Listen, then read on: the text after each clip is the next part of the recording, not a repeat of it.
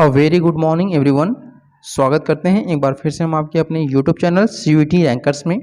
जैसा कि आपको पता है, आप लोग की एग्जामिनेशन की जो डेट वो अनाउंस हो चुकी है और आप लोग का जो एग्ज़ाम होगा वह सितंबर में आप लोग का एग्जामिनेशन होगा। तो इसी कड़ी में आज हम लोग यहाँ पे अपनी जो क्लासेस हैं वह स्टार्ट कर रहे हैं और लगातार हम लोग 1 महीने अपनी क्लासेस चलाएंगे और सब कुछ आप लोगों को कवर करा दिया जाएगा। डेली आप लोग की जो टीचिंग एप्टीट्यूड क्लास है वह सुबह 8 बजे आप लोग की चलेगी। तो चलिए शुरू करते हैं आज अपने सेशन को। सेशन शुरू होने से पहले आप लोग को बताना चाहेंगे कि यह जो सेशन आप लोग का है वह PGQP 01 और 74 VHU BEd के लिए है और PGQP 01 अन्य यूनिवर्सिटी के लिए है। तो ये दोनों के लिए इंपॉर्टेंट है। तो जो भी अभ्यर्थी यहाँ पे कन्फ्यूजन में है कि टीचिंग एप्टीट्यूड उनको करना है कि नहीं, तो यहाँ पे साफ तौर पर पहले ही क्लियर कर लीजिए कि अब आप लोग सिलेबस क्लियर कर लीजिए कि आपको टीचिंग एप्टीट्यूड पढ़ना है, चाहे आप किसी भी सब्जेक्ट ग्रुप से रहें। देखिए, प्रश्न नंबर 1 यहाँ पे दिया हुआ है कि मुझे विश्वास है कि अध्ययन और व्यवसाय के लिए परिश्रम आवश्यक है, परिश्रम आवश्यक नहीं है, प्रशिक्षण आवश्यक है, प्रशिक्षण आवश्यक नहीं है। तो यहाँ पे 4 ऑप्शन दिए गए और इनमें से सबसे सही आंसर होगा। प्रश्न पूछा क्या है ये पहले समझिए। मुझे विश्वास है अध्ययन व्यवसाय के लिए, यानी कि जब टीचिंग प्रोफेशन में आप आते हैं तो उसके लिए आपके पास क्या होना चाहिए। ठीक है, तो इन 4 में से सबसे सही आंसर होगा कि आपके पास प्रशिक्षण जरूर होना चाहिए। यानी कि आप ट्रेंड, जब तक आप लोग आपके पास ट्रेनिंग नहीं प्राप्त किए रहेंगे आप कैसे बच्चों को एजुकेशन दे पाएंगे, इसलिए ऑप्शन नंबर सी सही होगा। प्रश्न नंबर 2 पे आते हैं। दिया है कि मैं अपने अवकाश के क्षणों का उपयोग करना चाहूँगा या फिर चाहूँगी। ऑप्शन नंबर ए चित्रकारी करना, सोना, फिल्म देखना। यानी कि जब भी मेरी छुट्टी हो, हॉलीडे हो, तो मैं उसमें चित्रकारी करना पसंद करूँगा, सोना पसंद करूँगा या फिर फिल्म देखना।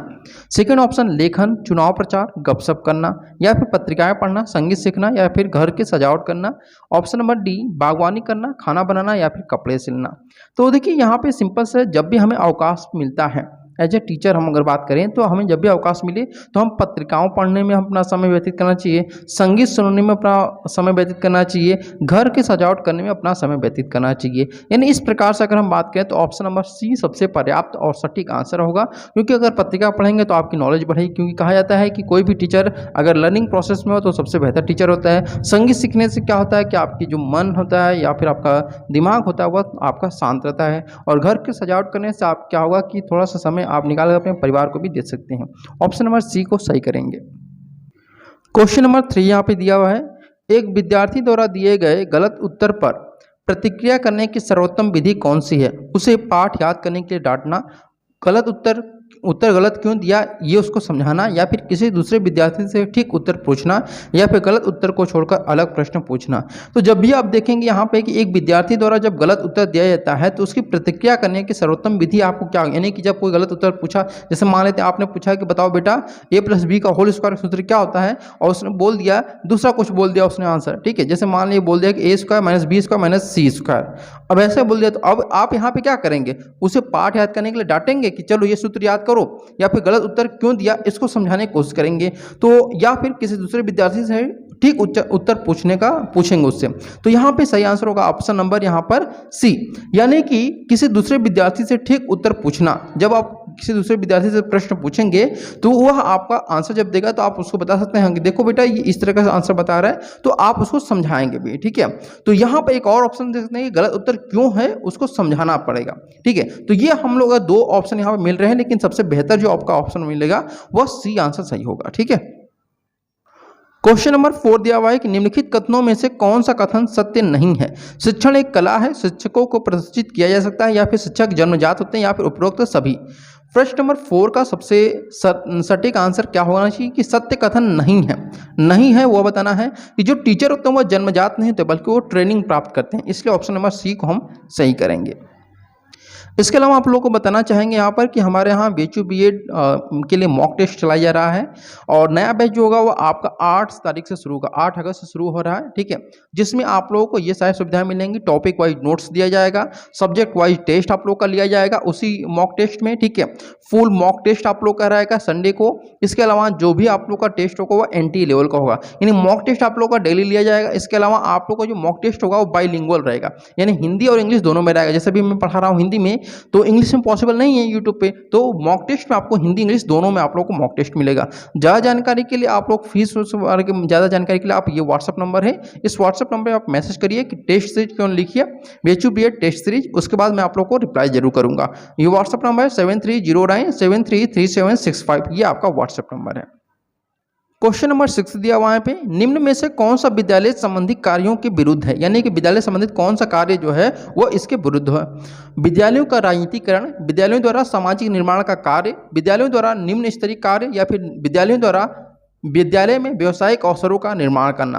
तो यहाँ पे 6 का ए सही होगा कि विद्यालयों का राजनीतिकरण कभी नहीं होना चाहिए, उसे विद्यालय ही रहना चाहिए, न कि उसको पॉलिटिकल पार्टी के रूप में या फिर पॉलिटिकल जो दफ्तर होते हैं उसमें बदलना नहीं चाहिए।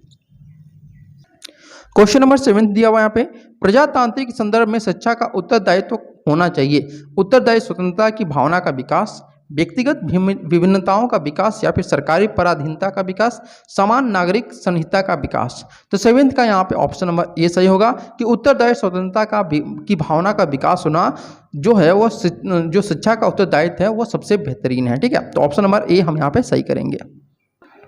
क्वेश्चन नंबर 8 दिया हुआ है, प्रौढ़ शिक्षा निम्नलिखित पद में से संबंधित नहीं है।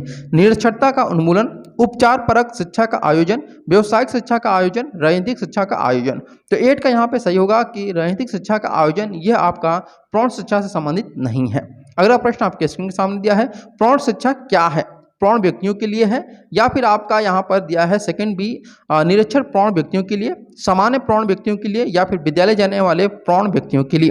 तो 9th का यहाँ पे बी सही आंसर होगा कि निरक्षर प्रौढ़ व्यक्तियों के लिए प्रौढ़ शिक्षा की शुरुआत की गई है। प्रश्न नंबर 10 यहाँ पे दिया हुआ है कि छात्रों को सिखाने के लिए, यानी कि जो स्टूडेंट को सिखाने के लिए खोज पद्धति का जो यहाँ पर आविष्कार है वह किस स्तर पे यानी किस लेवल पे किया गया था? प्राइमरी लेवल पे, हाई स्कूल लेवल पे, यूनिवर्सिटी लेवल पे, या फिर सभी स्तर पे यहाँ पे किया गया था? तो सिंपल सा हम आंसर बोलेंगे कि ऑप्शन नंबर बी यानी हाई स्कूल स्तर पे खोज पद्धति का आविष्कार किया गया था, ताकि बच्चों के अंदर बच्चों को सिखाने के लिए यह आपकी पद्धति लागू की जा सके। अब आते हैं क्वेश्चन नंबर 11 पे दिया हुआ यहाँ पे कि उचित शिक्षा सर्वाधिक सहायक होती है। किसमें सहायक होती है? व्यक्ति को आत्मनिर्भर बनाने में, व्यक्ति के अर्थोपार्जन में, व्यक्ति को विद्वान बनाने में, व्यक्ति को प्रतिष्ठा बढ़ाने में। तो देखिए यहाँ पे सिंपल सा सवाल है कि उचित शिक्षा सर्वाधिक सहायक होती है, यानी कि आप जो एजुकेशन ले रहे हैं वर्तमान समय में, आप कोई भी पढ़ाई कर रहे हैं तो किस उद्देश्य से कर रहे हैं? सिंपल सी बात है कि आप आत्मनिर्भर बनना चाहते हैं तभी एजुकेशन लेना चाहते हैं ना। वैसे तो अगर आप एजुकेशन नहीं लेंगे फिर भी आत्मनिर्भर बनेंगे, लेकिन फिर वह यहाँ पे क्या हो जाएगा कि आपका जो दिमाग होगा वह उस तरह से कार्य नहीं करेगा जिस तरह से एक शिक्षित व्यक्ति का करता है। तो ऑप्शन नंबर ए आपका सही आंसर होगा। जैसे वर्तमान समय में देखेंगे तो सभी लोग, आप लोग अपने घर द्वार या फिर गांव कॉलोनी में देखेंगे सभी लोग चाय बेच रहे हैं, लेकिन अब अगर आप पढ़े लिखे रहेंगे तो आप क्या बन जाएंगे? MBA चाय वाला बन जाएंगे। तो ये दोनों में फर्क होता है कि एक पढ़े लिखे में और एक न पढ़े लिखे व्यक्ति में। दोनों ही आपके क्या होते हैं? आत्मनिर्भर होते हैं, लेकिन दोनों में अंतर क्या होता है ये आप लोग के सामने उदाहरण के तौर पर है। प्रश्न नंबर 12 यहाँ पे दिया है कि शिक्षक का सार्थक एवं प्राथमिक उद्देश्य क्या है? छात्रों को गृह कार्य देना तथा उसकी नियमित जांच करना, छात्रों के अनुभवों को अधिकाधिक संवर्धित करना, छात्रों का मूल्यांकन करना, छात्रों के लिए पाठ्य सहगामी क्रियाओं का नियोजन करना। तो 12 जो क्वेश्चन दिया है इसका सही आंसर होगा आपका ऑप्शन नंबर बी, यानी कि छात्रों के अनुभवों को अधिकाधिक संवर्धित करना, ये आपका सही आंसर होगा। अब आते हैं प्रश्न नंबर 13 पे दिया है, निम्नलिखित कथनों में से कौन सा कार्य है जो शिक्षकों के लिए अनुपयुक्त माना जाता है? ऑप्शन नंबर ए छात्रों के माता पिता के व्यवसाय से अनुचित लाभ प्राप्त करना, छात्रों की उचित देखभाल करना, पाठ्य पुस्तकों का अभिलेख तैयार करना, या फिर छात्रों के लिए दैनिक पाठ योजना तैयार करना। तो 13 का जो सही आंसर होगा वह हो जाएगा आपका ऑप्शन नंबर ए, यानी कि छात्रों के माता पिता के व्यवसायों से अनुचित लाभ प्राप्त करना ही यह क्या होता है? एक शिक्षक के लिए अनुपयुक्त माना जाता है। प्रश्न नंबर 14 यहाँ पे दिया हुआ है कि सिंपल सा क्वेश्चन है कि शिक्षक का विद्यालय में सर्वोच्च कार्य क्या होता है? छात्रों का मार्गदर्शन करना, छात्रों का मार्गदर्शन संबंधी प्रबंध करना, छात्रों को की उचित देखभाल करना, या फिर छात्रों का उपचार करना। तो 14 का सबसे सही आंसर होगा ऑप्शन नंबर ए, छात्रों का मार्गदर्शन करना ही शिक्षक का विद्यालय में सर्वोच्च कार्य माना जाता है। अब आते हैं प्रश्न नंबर 15 पे दिया है कि कक्षा के मूलभूत सिद्धांतों के प्रतिपादन का उत्तरदायित्व है प्रधानाध्यापक पर, शिक्षकों एवं छात्रों पर, केवल छात्रों पर। तो 15 का सही आंसर होगा ऑप्शन नंबर सी, यानी कि शिक्षकों एवं छात्रों दोनों पर यहाँ पर है। अब आते हैं प्रश्न नंबर यहाँ पे 16 दिया हुआ, और 16 का जो आंसर है इसका बहुत ही इंपॉर्टेंट है, क्योंकि ये प्रश्न आप लोगों का पूछा भी जा चुका है बीएड में। आप निम्नलिखित कथनों में से किस प्रकार की कक्षा को प्रजातांत्रिक मूल्यों से ओतप्रोत पाते हैं?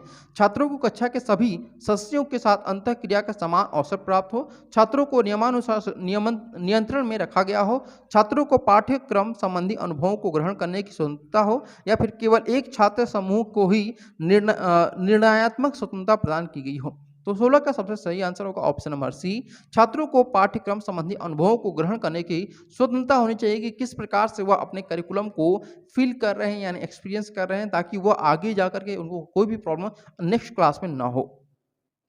प्रश्न नंबर 17 यहाँ पे दिया हुआ है कि शिक्षा के सप्त सूत्रों में केंद्रीभूत गुण माना जाता है मानवीयता, चारित्रिक योग्यता, आत्मानुभूति या फिर आर्थिक प्रबुद्धता।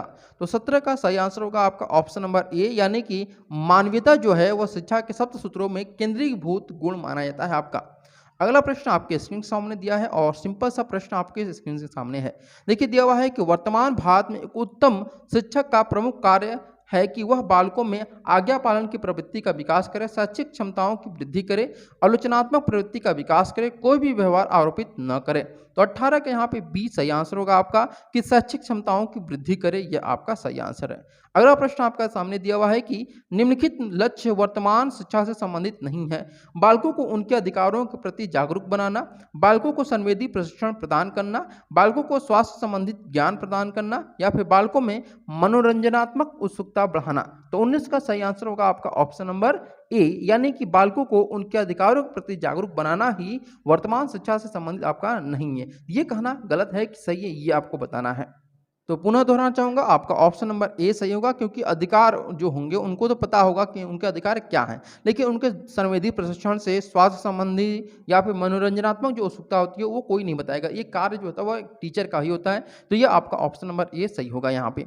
अगला प्रश्न आपके सामने दिया हुआ है, प्रश्न नंबर 20 की दिया है उत्तम शिक्षा संस्थानों की स्थापना की जानी चाहिए घनी आबादी वाले क्षेत्रों में, नगर के बाहर, प्राकृतिक वातावरण में, या फिर निकटस्थ गांव में। तो 20 का सही आंसर होगा आपका ऑप्शन नंबर ए कि उच्चतम शिक्षा संस्थानों की जो स्थापना की जानी चाहिए वह घनी आबादी वाले क्षेत्रों में की जानी चाहिए, ताकि जो भी यहाँ पे स्टूडेंट वहाँ पे आसपास के हों या फिर थोड़ा सा दूर के हैं वहाँ पे आसानी पूर्वक वो पहुँच सके। प्रश्न नंबर 21 दिया हुआ है कि आधुनिक शिक्षा का वास्तविक लक्ष्य हो सकता है बालकों में उत्तम आदर्श आदतों का निर्माण करना, उपाधियों का संकलन करना, जीवन यापन का प्रशिक्षण, या फिर पूर्वगामी महापुरुषों का अनुगमन। तो 21 का सही आंसर होगा आपका ऑप्शन नंबर यहाँ पर ए सही होगा कि बालकों में उत्तम आदतों का निर्माण करना ही वास्तविक लक्ष्य हो सकता है आपका। अगला प्रश्न आपके स्क्रीन के सामने दिया हुआ है, दिया है कि आधुनिक शिक्षा दर्शन में विद्यालयों का आदर्श स्वरूप है कि वे युवकों की आकांक्षाओं की संतुष्टि में सहायक हो, भावी समाज की रूपरेखा तैयार करें, या फिर विशेषज्ञों के अनुरूप शिक्षण प्रणाली अपनाएं, या फिर सामाजिक संगठनों के प्रतिरूप में अपना कार्य करें। अर्थात कहने का मतलब है कि आधुनिक शिक्षा दर्शन में, यानी कि जो वर्तमान समय में एजुकेशन फिलॉसफी चल रही है, उसमें विद्यालयों का आदर्श स्वरूप जो है वह किस प्रकार का होना चाहिए। तो यहाँ पे किस प्रकार का आप देखना चाहेंगे फिलोसफिकल तौर पे, तो यहाँ पे ये सही होगा कि युवकों की आकांक्षाओं की संतुष्टि में सहायक होना चाहिए। अगला प्रश्न आपके स्क्रीन सामने दिया हुआ है कि किसी विद्यालय में प्रजातांत्रिक मूल्यों की संरक्षण की कसौटी होगी, यानी कि कोई भी आपका विद्यालय है तो वहाँ पे प्रजातांत्रिक जो मूल्य होते हैं उनके संरक्षण की कसौटी आप क्या यहाँ पे अपनाएंगे। छात्रों की अभियोग्यता एवं रुचियों का विकास करना, छात्रों की ज्ञान संबंधित आवश्यकताओं की संतुष्टि करना, या फिर छात्रों के सामाजिक विकास की पूर्ति करना, या फिर उपरोक्त सभी की पूर्ति एवं संतुष्टि करना। तो 23 का सही आंसर होगा आपका ऑप्शन नंबर डी, इन उपरोक्त सभी की पूर्ति एवं संतुष्टि करना ही यहाँ पर प्रजातांत्रिक मूल्यों के संरक्षण की कसौटी होनी चाहिए। अगला प्रश्न आपके सामने दिया है, प्रश्न नंबर 24 कि प्रजातांत्रिक शिक्षा पद्धति की बुनियादी विशेषता जो है वह क्या है। छात्रों को के मत को आधार पर निर्णय देने की स्वतंत्रता प्रदान करना, या फिर छात्रों को व्यक्तिगत कल्याण की भावना से स्वतंत्र निर्माण की क्षमता का विकास करना, या फिर समूह नेता के कहने के अनुरूप कार्य करना, या फिर समूह की सभी क्रियाकलापों का समन्वयीकरण करना। तो 24 का यहाँ पे जो सही आंसर होगा वह होगा आपका ए, यानी कि छात्रों को मत के आधार पर निर्णय देने की स्वतंत्रता प्रदान करना ही आपका सही आंसर होगा। प्रश्न नंबर 25 यहाँ पे दिया है कि समन्वित व्यक्तिगत विकास का अर्थ क्या होता है। सबसे मिलजुल कर सहयोग करके कार्य करना, वैज्ञानिक एवं व्यवस्थित दृष्टिकोण अपनाना, व्यक्ति के ज्ञान, चिंतन और क्रियाओं में एक ऐसा तालमेल हो जिससे कार्य का निष्पादन सफलतापूर्वक किया जा सके, जिसका सभी सहकर्मियों से संतुलित व्यवहार हो, यहाँ पे 25 का जो आंसर होगा वह क्या हो जाएगा आपका ऑप्शन नंबर सी, यानी कि व्यक्ति के ज्ञान, चिंतन और क्रियाओं में एक ऐसा तालमेल हो जिससे कार्य का निष्पादन सफलतापूर्वक किया जा सके, यह आपका सही आंसर होगा।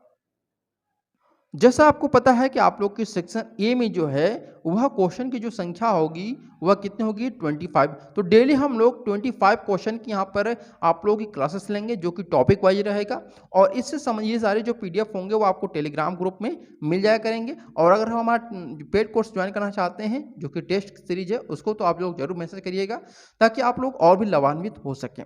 तो चलिए आज अपने सेशन को यहीं समाप्त करते हैं, और ठीक 9 बजे आप लोग की यहाँ पर क्लासेस रहेंगी, करेंट एजुकेशनल सीनियरियो क्लासेस रहेंगी। तो उस क्लासेस में भी जरूर आप लोग आइएगा क्योंकि 9 AM पे हमारी क्लासेस ये रहेंगी। ठीक है, चलिए, thank you so much for watching this video.